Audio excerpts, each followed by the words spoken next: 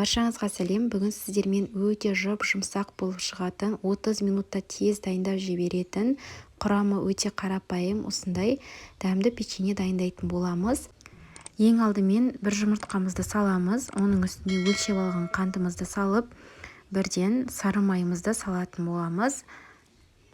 Сары майдың пайызы маңызды емес, маргарин қоса берсеңіздер де болады. Мен қаймақтың 10%-ын қостым. Енді барлығын жақсылап араластырып аламыз. Одан соң ванильді қантымызды қосамыз, бір шай қасықтай. Енді барлығын жақсылап араластырып аламыз. Келесі електен өткізілген ұнымызды салатын боламыз. Міндетті түрде ұн електен өткізілген болуы керек. Електен өткізілген ұнымыздың үстіне қопсытқышымызды саламыз, яғни разрыхлитель қосамыз. Бір шай қасықтай саламыз, толтырып бір шай қасық салсаңыздар жеткілікті. Енді барлығын жақсылап жұмсақ қамыр етіп араластырамыз. Әр ұнның тығыздығы әртүрлі болғандықтан астында көрсетілген граммынан бөлек сіздер көптеу салуларыңыз да мүмкін.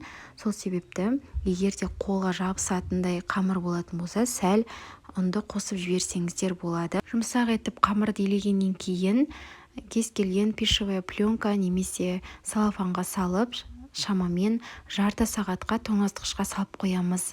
Келесі салмасын дайындаймыз. Салмасына мен грек жаңғағын блендерден өткізіп салдым. Сіздер қоюлатылған сүт, яғни сгущенка немесе творог, сүзбе қоссаңыздар да болады. Грек жаңғағын үстіне сәл корица қостым. Егер корицаның дәмі ұнамаса, қоспасаңыздар да болады. Сәл дәмін келтіру үшін осындай қант қосып жібердім. Сіздер қалауларыңызша қантты қоспасаңыздар да, жай ғана грек жаңғағын өзін қоссаңыздар да болады. Мінекей біздің қамырымыз дайын болды. Енді қамырымызды жақсылап 20 дана бөліктерге бөліп алатын боламыз.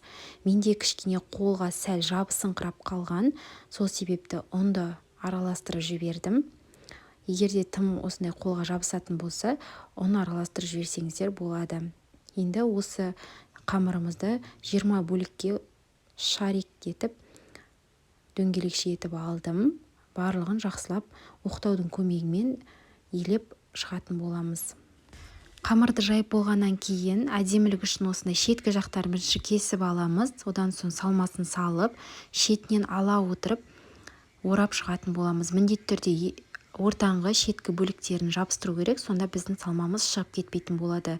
Егер де сіз қоюлатылған сүтті арасына салатын болсаңыз, онда міндетті түрде қатты жапқан дұрыс, сонда біздің салмамыз сыртқа шығып кетпейтін болады. Дайын болған печеньелердің үстіне жұмыртқаның сарысын жағып, духовкаға 180 градуста пісіріп аламыз. Беті қызарғанға дейін. Мінекей жұмыртқаның сарысын жағып шықтым, барлығына біркелкі етіп. Бұл печенье тез дайын болады, сол себепті кез келген асыққан уақытта дайындап жіберсеңіздер болады. Мінекей біздің печеньелеріміз дайын болды. Енді үстіне әдемілік ретінде қант ұнтағын сеуіп шығамыз. Өте оңай әрі тез дайындалатын, құрамы да өте қарапайым заттардан тұратын осындай печеньені міндетті түрде жасап көруге кеңес беремін. Егер рецепт ұнаса, менің каналыма тіркеліп, лайк басып, пікір қалдыруды ұмытпаңыздар. Қазақша каналдың дамуына өз үлестеріңізді қоса отырып, әрқашан сіздерден қолдау күтемін. Назар салып тыңдағаныңызға рахмет.